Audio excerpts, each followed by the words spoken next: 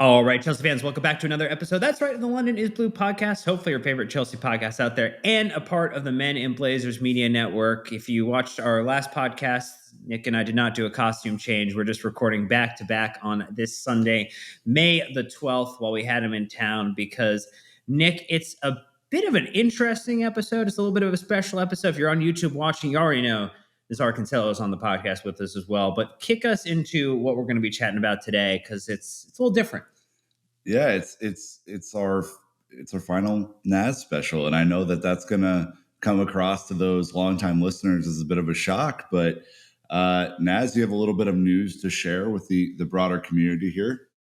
Yeah, I'm changing jobs. I'm joining BBC Sports, so yeah, I'm kind of having to drop the podcast 'cause I'm doing a lot of like sort of similar content and stuff, which is a shame because I've been doing it for a while, and I appreciate you guys. You guys probably help me speak more clearly and tell Chelsea stories better. So I owe you guys a great sort of sense of gratitude for yeah, basically getting what is going to be a really fun job that I'm really looking forward to. So yeah, this is my last week with the Evening Standard, sort of covering Chelsea, and we're doing like one last pod sort of thing. But I might be back someday. You never know. But yeah, just sort of yeah, at least for now, it's sort of like dropping London's Blue Pod, and it's bittersweet, sad, but it's been a great journey. Yeah, it is something that started very much in the infancy of Minneapolis when Chelsea were visiting Minneapolis, played AC Milan in the Viking Stadium. That kickstarted our relationship with Naz and is carried up into this point. And even though we'll not be on the pod in the future, we'll obviously have many good conversations. The WhatsApp messages will still be alive and well. We'll get a chance to talk about how our teams are performing. But I think, Nick, as we tee up and tee into this one, it's a little bit of a different structure for how we're going to carry through this last Nizaar Kinsella episode for now of One is Blue podcast. Brackets for now. Yeah, we're going to structure this one a bit differently. We're going to talk a little bit about some early end of season grades for Chelsea Football Club. We'll move to a crystal ball section where Naz will predict the future of what's going to happen so that you don't have to necessarily watch it every week. You just know it's going to happen. And then a little bit of story time at the end because if we're not going to have him on the show for a little while, we need to just do a little bit of that. So I'm excited for this one because I think it's going to be a nice little change up. Look, and Naz has threatened us potentially with a good time being back in the U.S. this summer for a bit of the summer tours that will be going on for the Premier League clubs. So if he ends up in any one of our cities, I think we're going to continue to have a good time and give him a wonderful experience. And the next time we are back in London, hopefully sometime next season, I'm sure it's going to be a return in kind and another one of our fun nights out. But we're going to get some quick admin out of the way, which is just thank you everybody who supports the podcast, leaves 5-star reviews on Apple Podcasts and Spotify. Always appreciate it. If you subscribe on YouTube, that also makes us, and particularly Jake, extremely happy when he puts those podcasts up there in a video format. So look, I've told people to say thanks to Jake in the past couple ones, but say thanks to Naz in the comments on this video because it's been many, many years that we've had him on here, and he deserves some recognition on this last episode. Hit that bell icon to get notified too as we drop new videos. Sign up to the London is Blue Dispatch, our free weekly newsletter that Sam puts together, and also join in on our Discord in either a free or paid capacity to help support the podcast too. But look, it's all getting down to, we were calling it the Verlaine verdict this past weekend when we were talking about food through New York City, but apparently this is going to be Naz's verdict for the 2023-2024 Chelsea season, knowing that we have not yet played Brighton or Bournemouth, but just the overall grade, Naz, to get it off the top for Chelsea in this season. Where are you leaning? Yeah, I think for Chelsea as a whole, I would say it's a D. I still think, Chelsea's a club that wins trophies, qualifies for the Champions League, so it's below average season, of course. So yeah, for the overall grade, it's a D. It's ending well. It could have been lower, but it's slightly below where we'd hope Chelsea would be, right? So I think that's fair.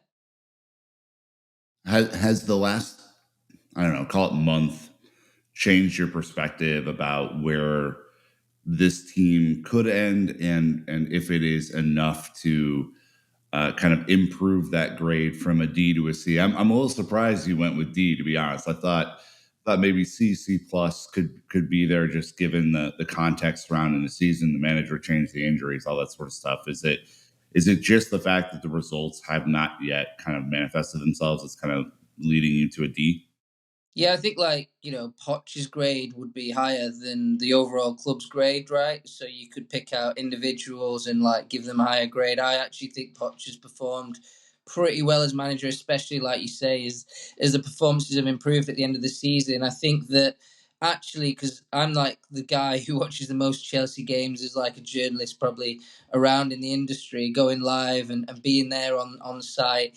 And the last few games have really given me a better feeling, because it's not just about the results. I think that performances and also solidity of the team, I think they look more solid. I know they just conceded 2 against Forest, but looking more solid is like a really big thing, like a platform to build results on. So I think with Pochettino, I'd give him a C plus, for example. I think he's done a pretty good job as manager. And you say injuries, and I don't put that down to luck. So the club grade is a D, because I think Chelsea have signed players that maybe are a bit injury prone, maybe not used to the level. As a club, you've got to take criticism for that, right? And they're a young squad, yeah, and in the future potentially good, but to finish where they've finished, having spent this money, and I know they wanted to achieve more. So for me, they've fallen a little bit short, but I really, really do respect the job done by the coaching staff. I think they've handled a lot of very difficult scenarios and turned it into a passable season. And a D is better than last season, right? So last season was an F. Yeah. Low bar to clear last season, Naz. I Yeah. mean, you're giving Poch a C plus, which is the next question that we had for you. Lots of talk as of May 12th about his future and where he's going to be, whether he'll be back or not. Prediction a little early in the show here. Do you think he will stay on next season, either retained or choose to be here and lead Chelsea into the 2024-2025 season? Yeah, so if you asked me after the Arsenal game, the 5-0 down, 3 weeks ago, just 3 weeks ago, not long, I was 70-30 probably towards Poch leaving. And now I've probably switched it around probably to 70-30 that he's staying. It's hard. I don't think if any journalist told you he's definitely staying, I would say they don't really know, because only one man knows, and that's Bedard. And I don't think he's fully decided or not decided to communicate his decision and stuff. So we don't know, but I've just got a feeling like I'm going to write a piece for tomorrow for the paper. And it's just a kind of, when you actually spell out what's happened this season and what Poch has dealt with and stuff like that. And the recent run of results as well and performances, it's looking good. And it would be actually, I think, a madness to sack Poch, to let him go at this stage. You've got to let the guy continue. So for me, for the sense of sanity and normalcy and stability, and sort of promise for the future, Poch has to stay. So yeah, I'm 70-30, but there's this glint of madness in Chelsea's eye at any one time where something can happen. I'm conditioned to never being sure about things. So I think he should stay. I think he will stay, but I'm not sure.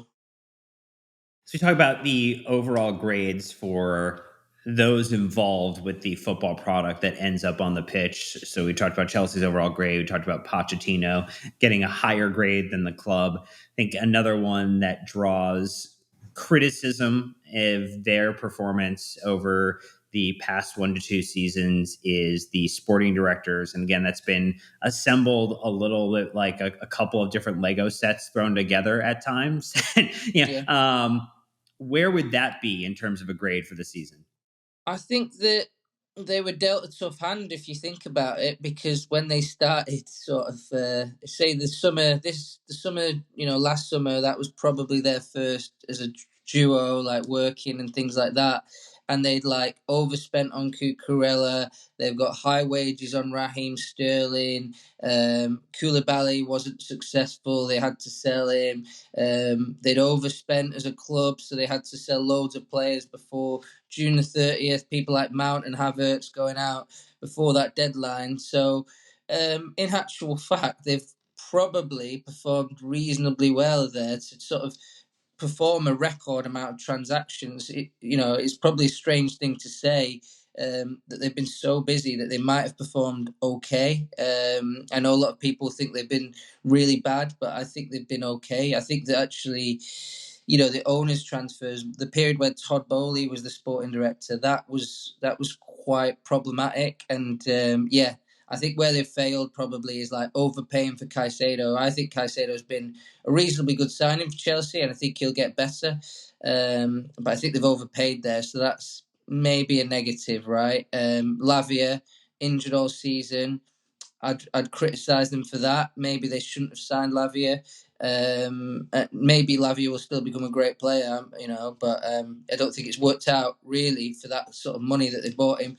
And Nkunku as well. I like Nkunku, think he'll be a good player, but it's not been great. And then Palmer, obviously, roaring success. So I'd go C minus because they've cleaned up a lot of mess from the past. But then, I think having Palmer and Gusto, probably two successful transfers, maybe that's sort of not enough, right? So I'd go with C minus. Some decent things, but I think they'll be good in the future. But it's been a struggle for them to sort of fix mistakes of the past, really. Yeah, I mean, let's talk about Palmer, right? He's obviously been the player of the season. He's obviously the man of the moment that we're in right now. Outside of him, we did a little bit of a power ranking on our player of the season during the Nottingham Forest review. Outside of Palmer, who is your best player for Chelsea this season? Yeah, it's probably Forest game. I don't think he was brilliant, but I think Conor Gallagher's probably my number two. Just pipping people like Gusto and stuff. But I just think and this is what I think's been great about certain individuals at Chelsea. They've taken a pretty mediocre season and they've made it work for them. And Gallagher, I put massively in that category. He has progressed this season, picked up leadership skills. He looks really solid in there with Caicedo as well. But he always delivers a decent performance, and he's never been injured. And maybe Jackson sneaking up in there as well. I'm not sure who came out in your power rankings, but Jackson a little bit is sneaking in too. So I'm saying Gallagher, but I feel a little bit bad on Jackson. And even Caicedo, although he hasn't lived up to the price tag, he has been decent. So I'd just say Gallagher, but commendable mention to sort of Caicedo, Jackson, and Gusto as well. I think those are the five that I think we might have them in slightly different orders, but I think those are the five that kind of most consistently make up our list. Yeah. So we're going to take a first ad break. When we get back, more questions with Naz. So stay tuned. We'll be right back. So you kind of talked a little bit about the players that you enjoyed watching the most this season as we rounded out that top five. As we think about those players who maybe have not had a successful season and are going to have work to do with the two remaining fixtures, and then also potentially over preseason or through their agents, through themselves, trying to advocate for their Chelsea future over the next couple of weeks to months. Who are those that still have some work to do heading into the end of the season? Yeah, I think I'd say both wingers of Mudryk and I'd also say Noni in a way. I actually really like Noni and think some of the things that fans criticise him for, I think are actually positives. The aggression, the cockiness, I like that. I think it means he's not scared. He's got the mentality to be a really good player. I think he's a rough diamond that needs work, whatever happens in his future. He's not good enough off the ball. Doesn't work back well enough. And maybe needs to mix it up against Ole Einar against Forest. He was he was matched physically with a guy who's just as good physically, and couldn't really get around him. And usually when he gets around people, he's just dominating them physically. So maybe mix it up a bit there. You know, he needs to interchange better with his teammates to get that overload or get that situation where he can beat a man, not just outpower them.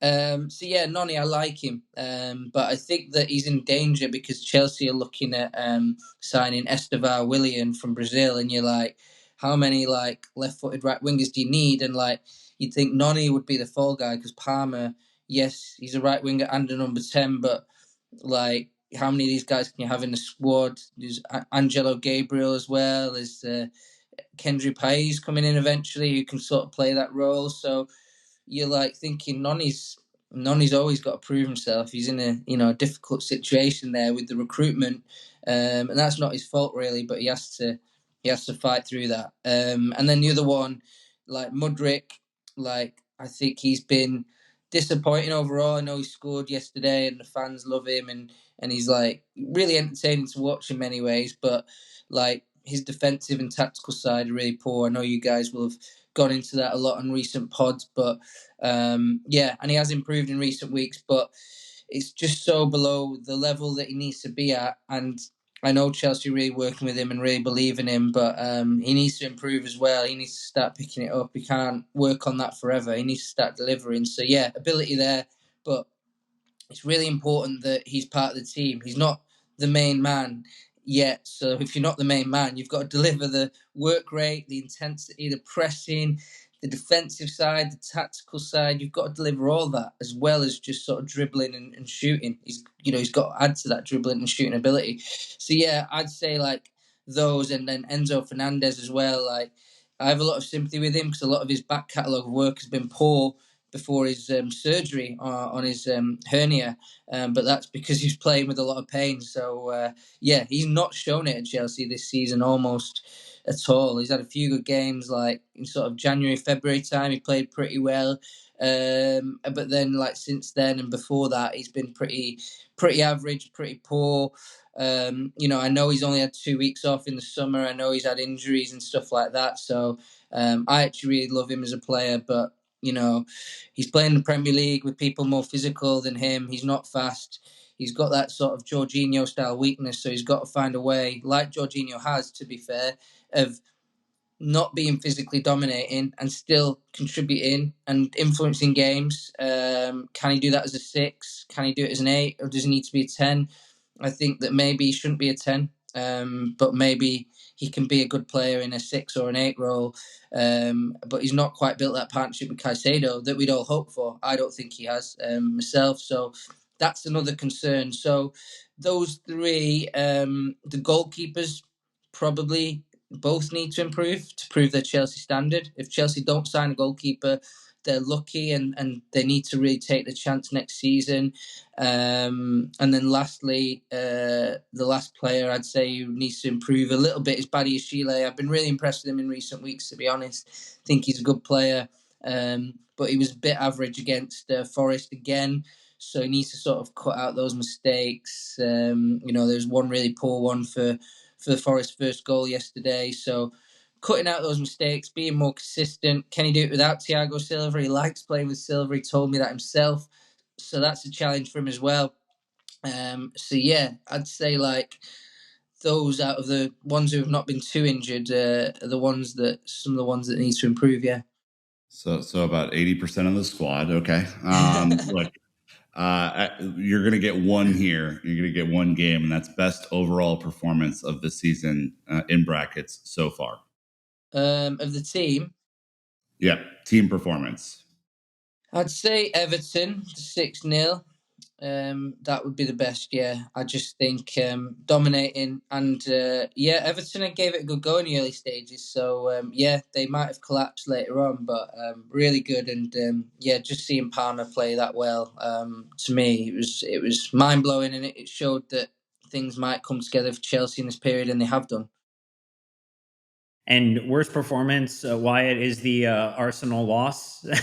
Yeah. I think that's probably fair, to be honest. There's a few contenders, isn't there?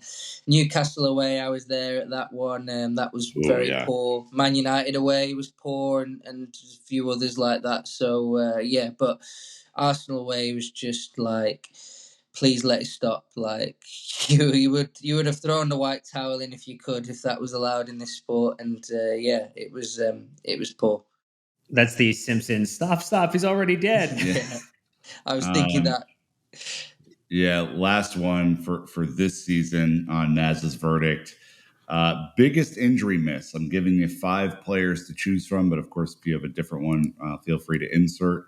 That'd be Reece James, Christo Nkunku, Ben Chilwell, Wesley Fofana, or Lavia as a midfield option for the team. Which was the biggest injury miss, do you feel like, for the season? Yeah, I think it was Reece or Nkunku, but I'd go with Reece just because he's world class. He proved that yesterday. Like, I don't think Nkunku's yet world class. Maybe can become that, but like Reece is really world class, a leader. Yeah, and you just think what would have been possible. Like, he is maybe the best right back in the world at full power, which he was at seemingly in those 18 minutes yesterday. Nkunku has been a miss, particularly earlier in the season, but Jackson has come up with a goal since. So yeah, got to go with Reece. Can I throw consideration for Lavia, because I think we talked so much about the strain of the international travel for both Caicedo and Enzo coming back and not having a real backup option to fit either one of those roles.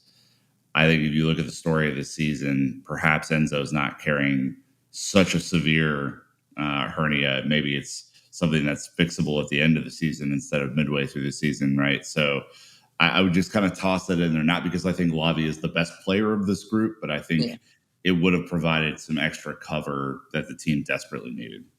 Yeah, those midfielders have been overstretched massively this season. Yeah, but there's a huge question mark about Lavia still because he's not played that many games in his like football career. So how good is he? But certainly they needed a midfielder to help the other 3, and now it's down to 2 really. So yeah, they've needed that support massively, and I agree. So shifting gears off of this season, because we will not have you on the pod for the foreseeable future. This is the crystal ball piece that Nick mentioned. It's now 2026, and it's a little bit into the future, 2 years from now. End of the season, same time, just 2 years from now. That would be the end of the 4th year of the Clear Lake Capital era of Chelsea Football Club. We're going to ask some questions here, but what's the vibe in 2026? Where do you think we're heading from a trend perspective with this ownership group? I think you could see Chelsea in a title race. I'd say they might fall short in that title race, but I'd say maybe that would be the season of the first, Chelsea challengers for the title.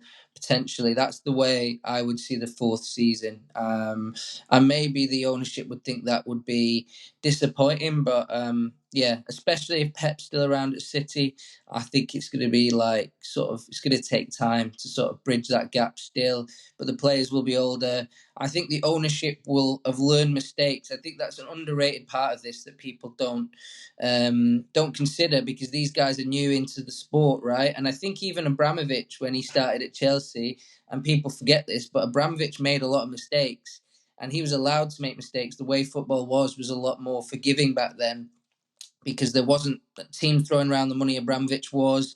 The Premier League wasn't as competitive, so you had Man United and Arsenal were at the top, Liverpool were a bit below, and then Chelsea was sort of trying to enter that group, and that was sort of only the contenders now. But now you have Villa, Newcastle, even teams like Palace have loads of money and stuff like that. So yeah, they've entered a very competitive Premier League, been a bit off it, had to learn about the game, tried to change up the staff.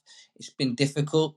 So I think that the ownership might be better by then, and you'll maybe have a bit less criticism over their football side operation anyway. Maybe you'll still have criticism over raising of ticket prices, things like that. I think that's going to be a problem for the whole league for years to come. But I think in terms of the football operation, it will settle. They'll have they're hiring like a set piece coach now. I've met some of the new executive staff. They do seem like very reasonable, sensible hires and things like that. So you'd hope like a lot of these things have come together, and then the football side, I could see it being like disappointment on the final day. Just missed out on the title, but wow, how far have Chelsea come? Yeah, they're a proper team now. So you're saying Chelsea finished second in the league? Yeah, let's say that. I could say that. I'll put my neck on the line. Wow. Okay. I mean, just considering your last segment grade of the club and kind of being a D, like that's a pretty big jump in 2 years to get to what would be an A grade, right? To finish second in the league, maybe miss out on the final B plus. day.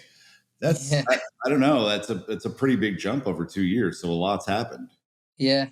I think we'll get into a C plus next year, maybe, then a B plus the year after. Yeah, I think that could be the case. And I think like what Poch is thinking right now, and hopefully the owners are thinking the same way, is we're ending well. So yeah, we might have had a like pretty average season, but we'll have momentum going into next year. So I think that there'll be momentum, maybe back in the top 4 next year, and then that can be a platform financially as well. And don't forget, Chelsea will be banking the Club World Cup money, which is absolutely bonus money. It's 40 million to 50 million pound. Okay, it's going to stretch the resources of the squad, but financially it's quite good. So they can continue to spend in quite well. These players will get older and stuff, and hopefully.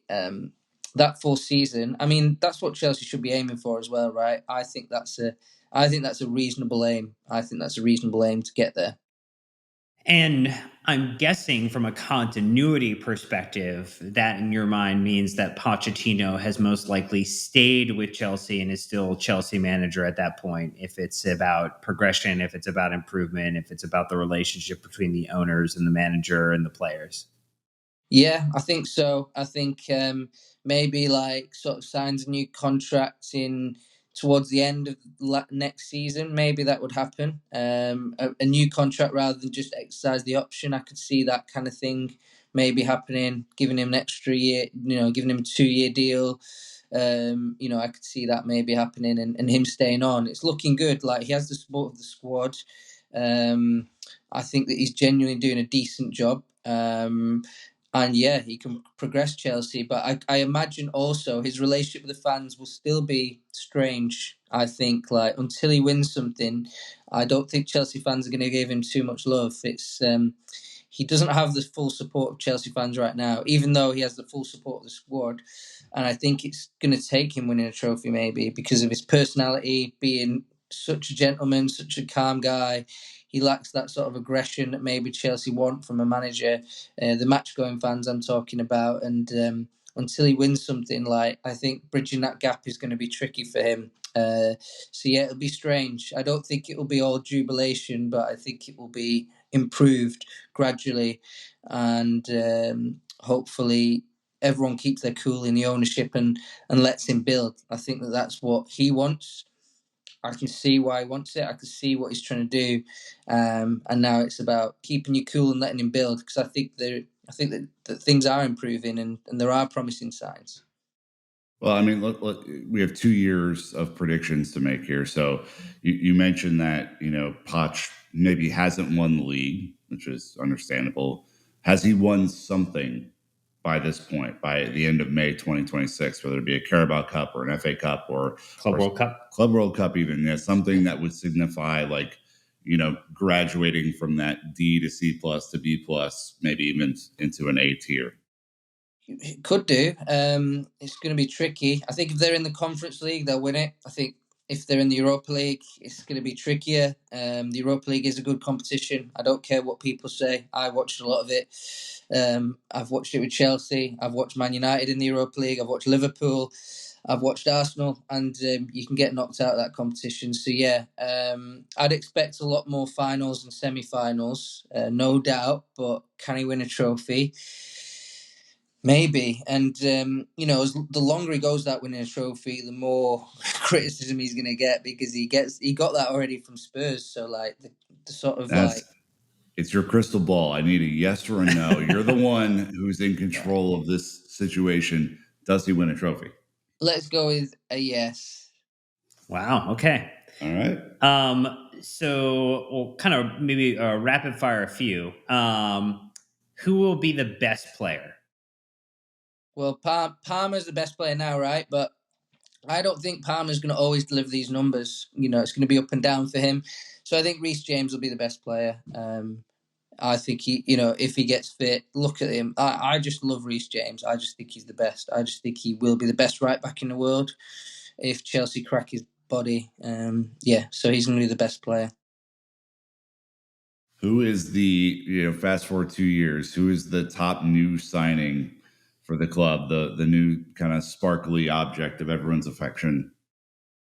Well, it's easy to say Estevan Willian now. And I think I've been talking to a lot of Brazilian type agents and stuff like that who know him, watched him loads, and they're like, yeah, he really is special. So, I'd say he comes in and out in the first season, second season, absolutely devastating player. Man, I thought you were going to go with Paez. That was my guess there. You've shocked me. Yeah, I'm sticking with that one. Okay. What about who?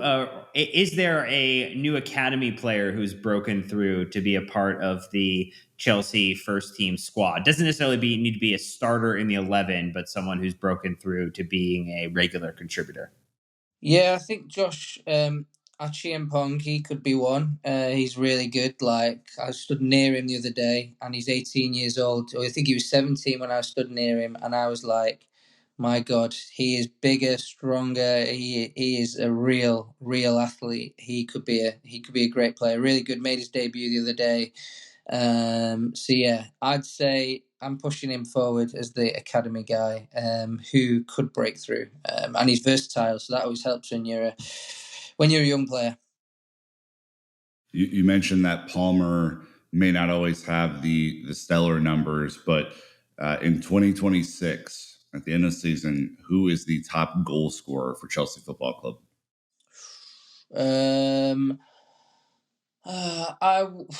Victor Osimhen. No. Wow. Okay. Okay. All right. Yeah, let's stick with that. And then I guess maybe top creative force at the club. This one maybe feels like it's the Cole Palmer type of award there. Yeah, I'll give Palmer that one. Maybe Enzo should be in there because we all hope he gets himself going. Well, we have a couple more of these rapid fire crystal ball questions before story time. So we're going to take our last ad break. And when we get back, more of those predictions. Again, absolutely 100% bank on all of them. So stay tuned. We'll be right back. All right, Naz. We're talking about the midfield, May of 2026. Is the midfield trio of Gallagher, Caicedo, and Enzo still together? Or is this now has the band been broken up? Or are there new players in there? No, I'm going to say that Gallagher's sold this summer, and Enzo's still there, but he's on the way out. I think I could see him being on the way out by then, maybe to Spain or Italy. He struggled in the league a little bit, doing okay, but not well enough, and is sold. So, Gallagher out, Enzo on his way out, but still there. And then Pais, it gives him space to come in. You've got to give people space to come in, so maybe that's when he comes in, you know what I mean? So, yeah, sorry, Chelsea fans. I know you all want to keep Gallagher, but I'm not seeing it, especially if Estevan Williams come in and you want to sign the other players I think you want to sign.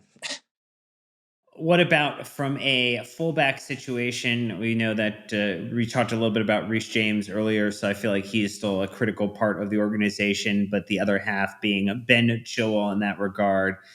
Both still at the club, both maybe still starting left back, right back? I think Reece James still starting, Ben Chilwell still at the club, but like sort of backup left back. I think I could see Cucurella really improving and being a good left back, and maybe another younger one being around it as well. So, yeah, I could see that. I could see Reece James is the main man, absolutely top dog. And if people think Chelsea Football Club, they think Reece James, and then Chilwell is like your Aspie type figure, sort of like utility man. So, you mentioned that the results in May 2026 are going to be better. Chelsea will be challenging. Has the board mended relationships with the supporters in such a way where there is a collective vision and a collective kind of communication style in May of 2026? Yeah, well, Nick, good question. I think that in terms of like the stadium's going to be huge by this point. So, yeah, I think we're going to be at the point where we know kind of what's happening with the stadium. There could be like huge civil war around that. It could be very difficult. It could be a lot of anger. So that might be something. I think that they will have a good relationship with the sort of the sort of TV armchair fans, but I think like maybe the match going supporters, that's an ongoing piece that is difficult to manage, and there's a lot of tension about different issues, prices, ticket prices. So yeah, I'd say good relationship with sort of the football side, less pressure there, but like off the pitch, some pressure on them, problems to sort. I'd say that's probably where we'll be in 2026. Yeah.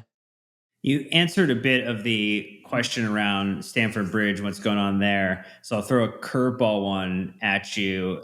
Have Chelsea started a formal relationship with the Jordan brand and their Nike Nike deal? Yeah, I think Well, Europe would help a lot, and it's get heading that way for them. And Spurs with the other team in negotiations, and they're not doing so well. So why not pick Chelsea, right? So that might be a thing. And then 2026, yeah. So Stamford Bridge, where will we be? I have been looking into this a lot, and they've gone backwards. I think Matt said it on the pod the other day as well. So yeah, he kind of feels the same. They've gone kind of back to square one. So I think where they will be at is they'll be chasing planning permission, chasing approval of the fans, but still won't be a full plan in place. There still won't be any starting on the building work. So I think they're going to be behind schedule as well in terms of that whole thing. But if they are starting the projects, they should be starting to begin it, and we should know what's going on by 2026. I think that's where we'll be, is that we kind of know what's going on, and or decisions will be being made right at that very moment. And your perspective is still that in 2026 that Stamford Bridge is getting renovated, that the club has not chosen to move to a different location. Yeah, it's hard to imagine them moving to a different location. One, the fans can veto it, and two, what location? Yeah, Yeah. like what location, man?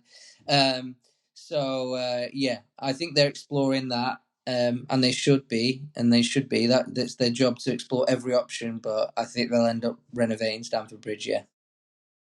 And then the last one, with the departure of Emma Hayes heading into this summer. Are the Chelsea women team as successful as they had been previously? Are they potentially challenging, or have they at this point won the Women's Champions League?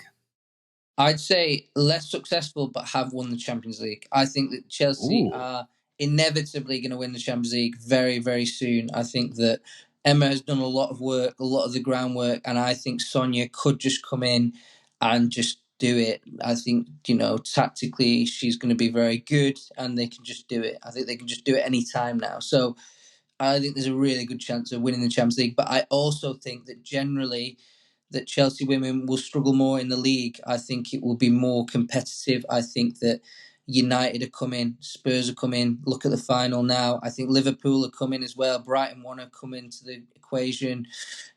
So I think we're going to see a league that is very competitive, and Chelsea won't be automatic champions or seen that way by some people. So I hope Chelsea supporters are patient with the new post Emma era. I do think they will have great success at times, but I think they will also have great disappointment at times as well. So it'll be a bit up and down, but it's fair enough. It's changing. The women's game is changing for the better, and it might hurt Chelsea a little bit, but in the long run, it'll be a much better women's football product, and it's good for the game. So I think that that's, when I talk to people about the women's game, that's the way I see it going, and I think that it's a positive for the sport. But Chelsea might have a few ups and downs. Well, Naz, we're going to transition the end of this episode to a little bit of story time because we've enjoyed not only the podcasts over the last 8 years. And yes, it's been 8 years that we've had this sort of relationship, but it's also, the in-person experiences that we get with you to hear some of the stories that you've had. And so we want to just do a little bit of story time to kind of close out. And first question for you is just so far, what is your favorite memory covering Chelsea that maybe isn't Porto?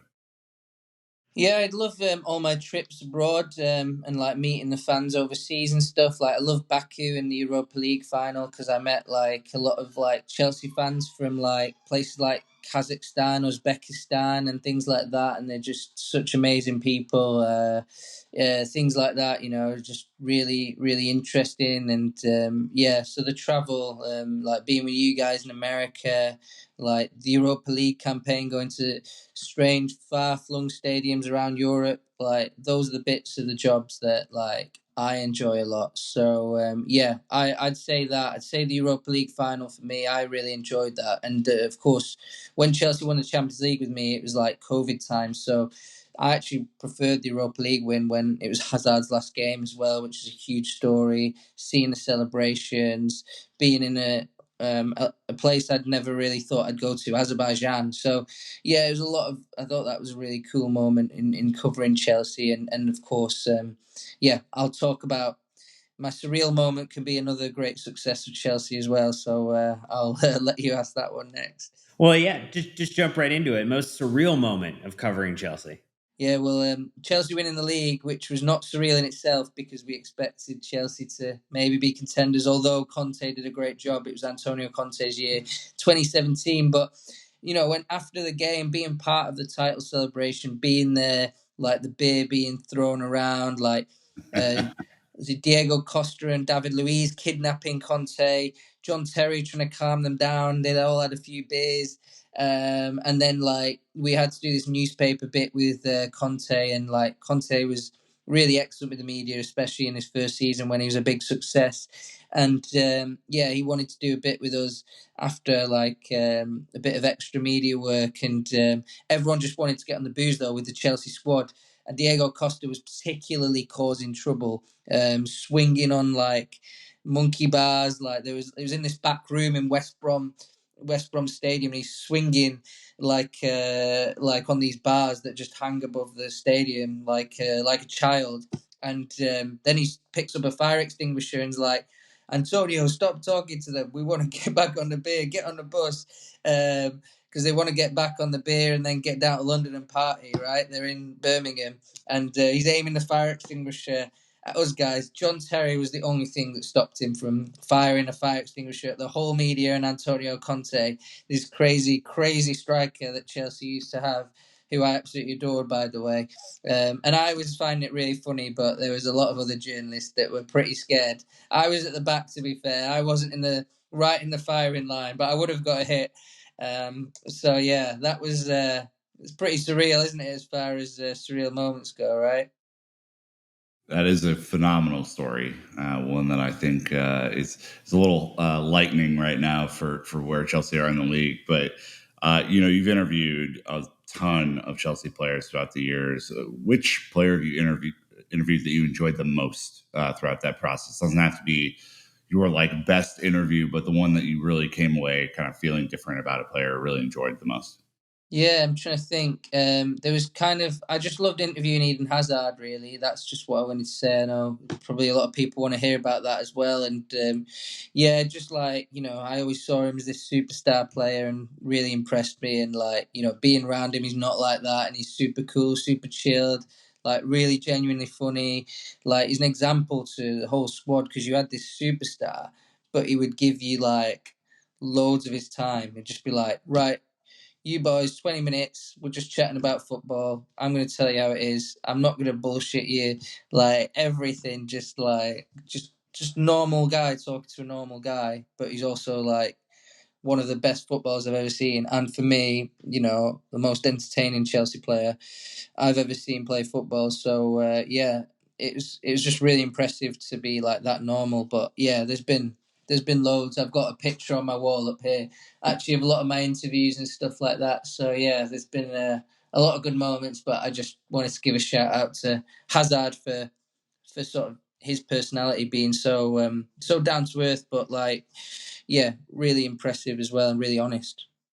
What about former Chelsea players, players who you didn't necessarily cover from a playing perspective in your time covering Chelsea, but you've had a chance to speak to after they've either ended their playing career or they were, on a different team at the time that you spoke to them?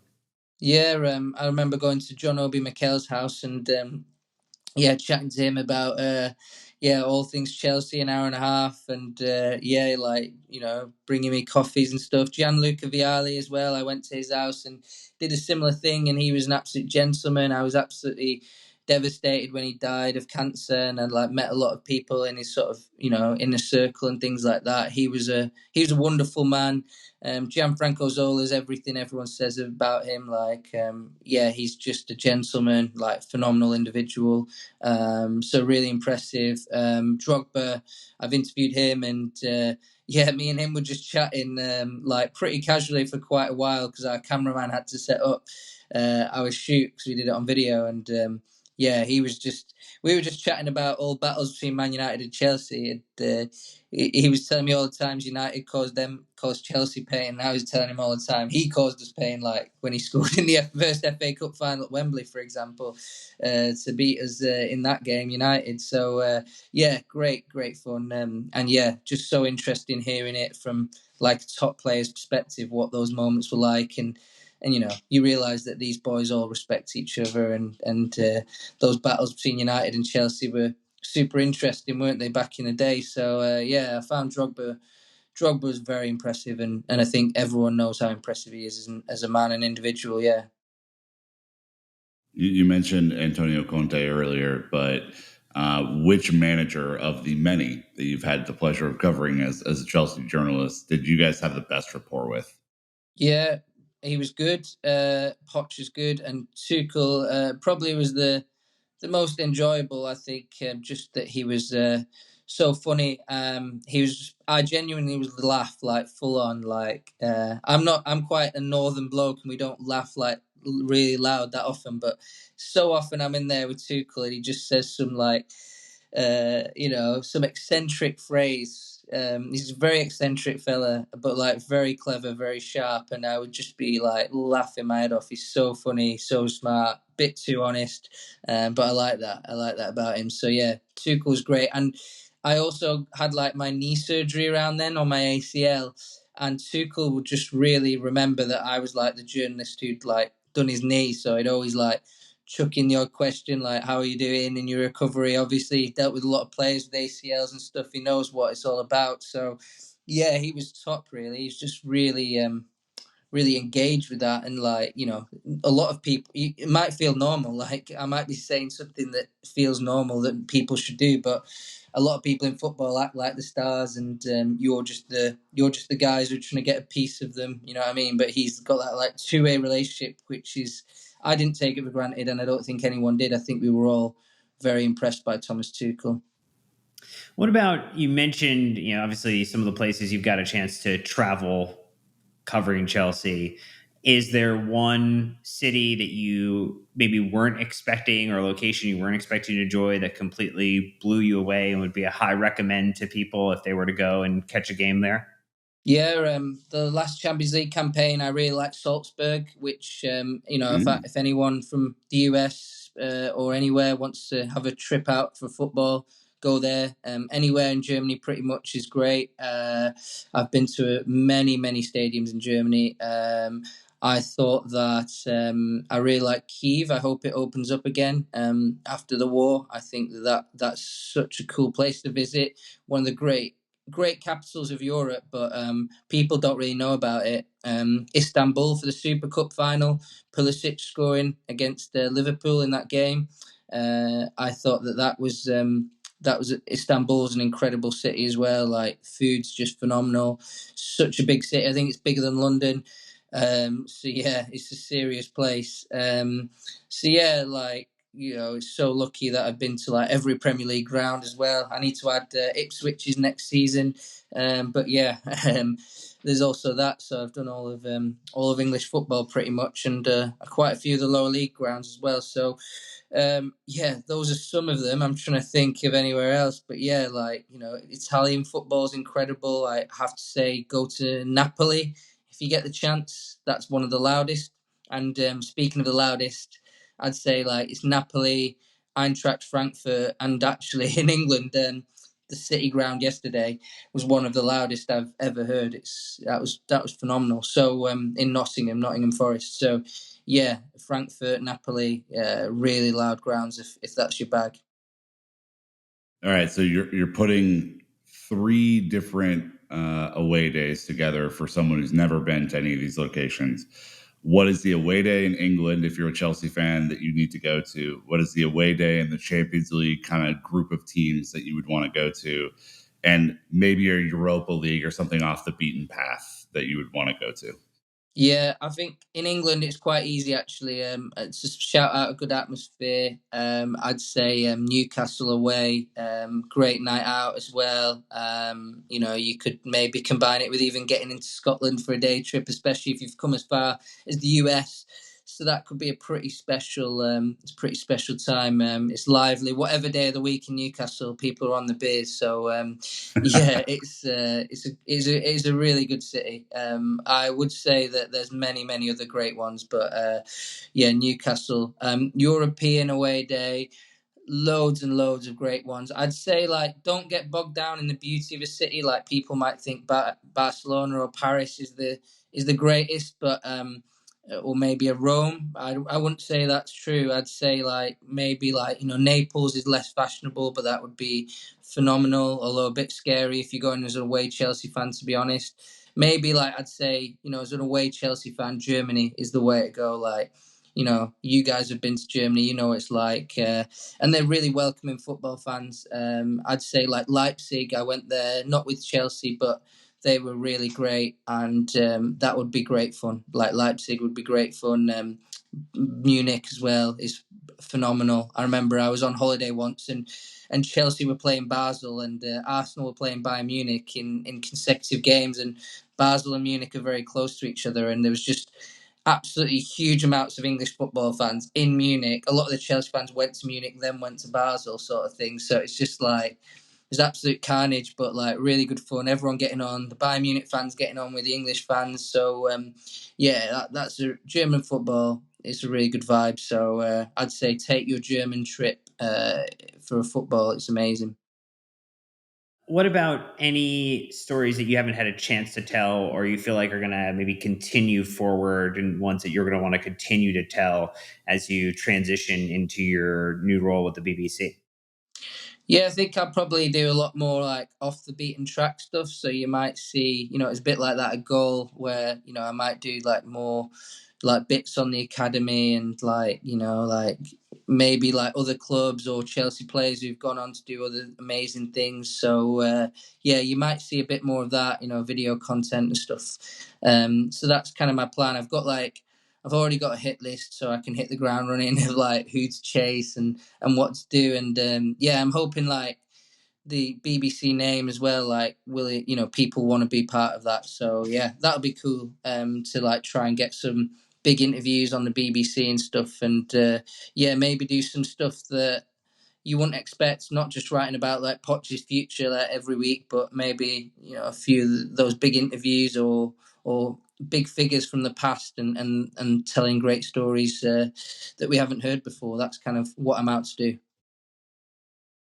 Well, we're going to wrap this one up with a little jaunt down memory lane. Obviously, we have really enjoyed having you as part of this community over the last 8 years. And whether it be Minneapolis or the many summer tours or many pints in London or just many Zoom podcasts, anything in particular stand out to you? Cough, the Vegas pool party, for example, that really makes you smile from just the time that we have hanging out. Yeah, Vegas was special. That pool, that infamous pool party, getting called out on Talk Sport. That was pretty legendary for having a few beers before working. Doesn't happen often, guys, I promise. Although you might say that it comes across in my writing, I'm sure. So yeah, that was pretty great, to be honest. I will always look fondly at Vegas, but I was pretty ready to leave after that day. It was a fun day, but I crammed a lot into it. But yeah, like just being around with you guys, I thought Minneapolis was amazing when we went there. Like I really did think, Minneapolis, Minnesota's cool city and stuff, and that was where I first met you guys. I couldn't imagine what it would sort of grow into, but yeah, like seeing Dan in Tampa and him taking me out for like a few beers. I was interviewing Joe Cole out there, which is probably an example of the kind of thing I hope to do at the BBC. Like, Joe Cole's playing in Tampa, and yeah, picking me up from the airport, taking me straight to a brewery, having a few American beers, showing me they're not all terrible. And since then, I've realized that actually American beer is okay. I'm shocked. It's you guys are probably a big part of me changing that perspective because I do like my beer. And you guys have a bad rep, but in Europe, but I could set the record straight to the Europeans listening that it is possible to have a good pint in the US. So let's say that those are some of the stories. Yeah, just great being around you in all these places, and like it kind of makes me feel more like I'm at home when I'm very far from home, to like have some mates about who can go out for food with, go out for drinks. That's how I see it. Yeah. What about you guys? What did you think? What bits have you enjoyed of those travels? I mean, all of our time getting to spend time with you hanging out in the US, we've been able to host you, and it kind of, in turn, I mean, even you making the effort when Nick and I were over there for the, FA Cup finals for the men's and women's team over that consecutive weekend, and you fresh off of that ACL recovery, making your way out to the pub with us, showing us a couple of different locations, bringing your little stool so you could prop your leg up and make sure that it was not going to be in bad shape, that you were going to get a bad report from your doctor in that regard. And you just, you've always been so kind to us, so gracious to the listeners of the show and the viewers of the pod. I mean, the times in the live pods where you've spent chatting with people who just happen to have made this summer tour, have become addicted to Chelsea over, 1 year, 10 years, 20 years, and the time and generosity you've had for people with us and the listeners, I think is something, just speaking about you as an individual, is something we've always enjoyed. I greatly appreciate. And, that does not change with you not being a part of this podcast anymore. And, hopefully more people will get to learn that about you as you have a broader audience and more eyeballs on your work as a part of the affiliation with the BBC. Yeah, I'm going to have to come and be a guest on your next, sort of watch the next pod as a guest with the crowd. So that'll be fine. Oh, man, that's sad. Don't say that. But yeah, it's crazy what you've grown it to. Like I remember, it's just grown and grown. It's unbelievable. So it's credit to the work you do, and like I'm kind of like your friend, but I'm also like working with you. So like the fact you guys are so professional, like you guys are absolutely brilliant. And I've been on many podcasts that are a lot more poorly run and not as focused and stuff. So I mean, it's credit. Like it's good. It's a good pod, and you get good people on. So yeah, well done, guys. It's I've enjoyed it so far, and it's definitely bittersweet to be sort of leaving it for the time being. Yeah, look, man, we have thoroughly enjoyed getting to know you as a professional. I think we've enjoyed more getting to know you as a friend, and we're really proud of you. This is a big move for you as a career next step, and can't wait to see you in front of that BBC mic and doing some really great reporting. And I think for us to kind of wrap this one up, Chelsea fans, if you're listening to this or if you've appreciated Naz's work on this pod and in his normal, regular, everyday job, shoot him a note. Just say thanks. Doesn't have to be through our channels, but it's really meant a lot for us. This is a lot of fun for us to kind of go down memory lane and do a fun pod at the end of it. And, we appreciate you, man. Good luck. Thanks, guys. I appreciate you too. And many more times hanging out in the near future. Yeah, it'd be brilliant. Off the record beers. That's what I'm talking about. Let's go. Yeah, the pints will continue to flow between Naz and us in the future, even if those conversations don't make it onto the airwaves or into an audio or video format for you. But that's going to do it for this episode. So thank you so much to Naz for many, many years. Thank you so much to our wonderful listeners. And until next time, Chelsea fans, you know what to do. Keep the blue flag flying high.